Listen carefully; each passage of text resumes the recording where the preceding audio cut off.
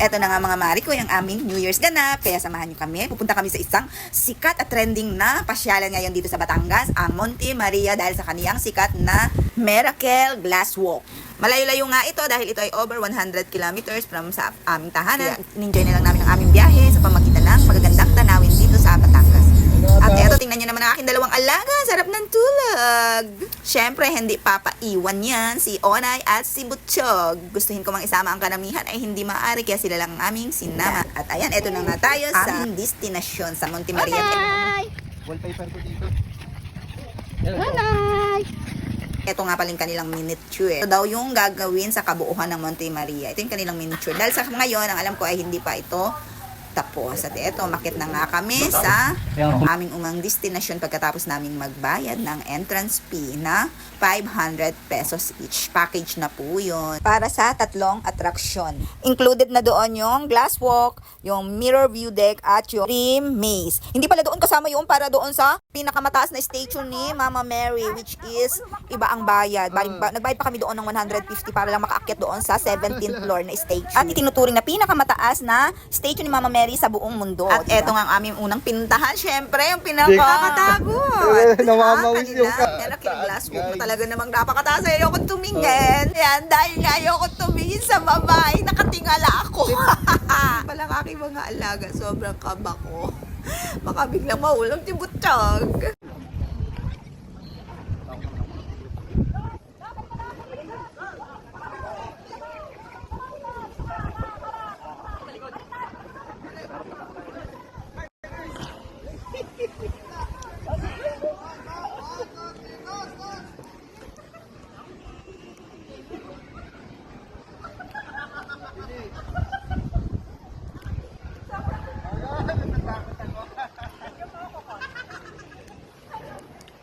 Hanggang titingin.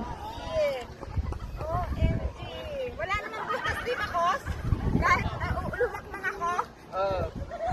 Wala naman ako haapakang butas, di ba? Nagtakot na! Buti pa si Oni. Doon ako titingin mamaya sa ano? Doon ako titingin mamaya sa... Babalik ako di. Ha? Babalik na ako. Ano ka tumingin? Ano? Tuloy pa? Nakakalulang putya. Walang titingin sa baba! Lolo, natatakot ako. Walang titingin sa baba! Namamawis yung kamay ko. Tara, parang ano, no? Butas, di ba? Wala, namamawis yung kamay ko. Kung may bababa si Butchog, baka tumakbo. Tunay pa, ha? Lolo, namamawis ako, ma. Huwag mo yan bibitawan. Oh, shit. Ano na ba? Ayoko na babaliwan. Dito ka na rin lang. Hindi ko na to.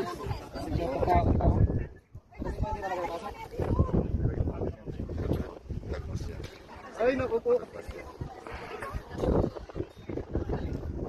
Pwede pala to. Papalag ka din yan? Yan, May ibang bayad yan. Kapit ka na lang tayo dyan sa may pandarian. ay, ako na. Kaya nga, kaya nga. Si Onay pa, si Onay hindi. Ay, pa si Onay, pag tawag ko yan, ako matataranta yan, ha?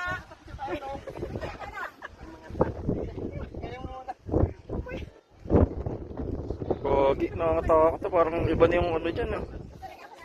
Ako muna.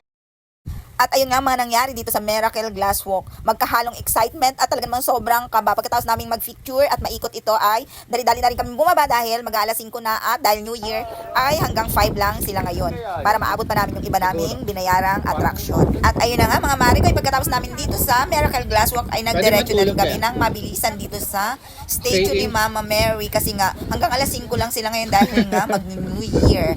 Tapos napansin ko pala ito, parang may mga ginagawang cabin dito. Siguro para sa mga gustong mag-staycation pagdating ng time. Pero sa ngayon, hindi pa sila nag-o-operate. At ayan, nandito na nga kami. Pagkatapos naming magbayad ng 150 pesos each ay, sumakay na rin kami ng elevator. May elevator naman pala para makaakyat ka sa 17th floor. At ayan na nga, dito sa 17th floor ay kitang-kita yung pinuntahan namin kanina na Miracle Glass Walk. At habang pinagmamasdan ko ay lalo kong naisip na nakakatakot pala talaga kanina. Sobrang taas naman pala talaga ng Miracle Glass Walk na yon. At ayun, matapos nga naming mag-picture-picture at pagmasdan ang tanawin mula dito sa tuturing na pinakamataas na statue ni Mama Mary sa buong mundo ay bumaba na rin kami. At yon, next destination pala namin is dito sa Mirror View Deck. At wala kaming video dito, talagang puro picture lang dahil sobrang nakaka-amaze yung effects nitong mirror na nagre-reflect lang yung sky. Parang literal na nasa ulap ka sa iyong mga picture. Sobrang ganda nung effects talaga dito. Sobrang nakaka-amaze. Sobrang tagal namin dyan. Sobrang dami pang picture na hindi ko na ilagay dyan. Pinili ko lang dami pang picture ng mga anak ko dahil sobrang tuwan-tuwa sila. Hindi na pala namin naisama dyan yung aking mga dogs. Dapat kasi sisilip lang kami dyan at gustong-gusto nang umuwi ng aking my dear asawa. Kaya lang, nagtagal talaga kami dyan at sobra kami na-enjoy sa sobrang ganda ng effects ng bawat picture namin. Grabe, sobrang ganda. Sulit talaga yung experience. So, At eto, dito last na naman kami destination, sa yung Dream Maze. Bali, yung dalawang anak ko na lang yung pumunta dyan, di na ako nakasama. Pero mabilis lang sila dahil mainit na daw, dahil pinatay na yung aircon dahil nga magsasara na. Kaya bali, nag-picture-picture na lang sila kasi yun din yung bilin ko. Sabi ko, mag-picture na lang kayo doon, mag-video na lang kayo. At hihin ko na lang sa inyo. Hindi na kasi ako nakasama dahil yung mga dogs ko ay ayaw nang magpaiwan.